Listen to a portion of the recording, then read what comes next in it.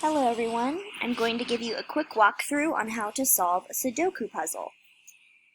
If you notice, I have hearts here, and I have three different colors. I have blue hearts, purple hearts, and yellow hearts. These hearts are all things I can click on and drag around. What you want to be sure that you do is that you don't just click on it and move your mouse by itself. You want to keep the mouse button held down and move it, and that's going to let you drag the boxes.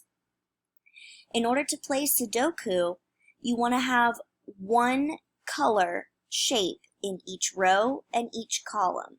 So if you look up here in this top row, what color heart do I already have? Blue. So since I already have a blue heart in this column, that tells me this box and this box cannot have a blue heart in it.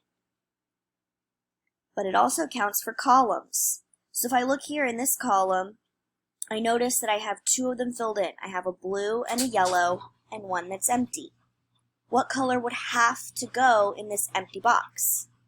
It can't be blue, it can't be yellow, it's going to have to be pink. So what I would do is click this and drag it over here to put it in the box where I want it to be.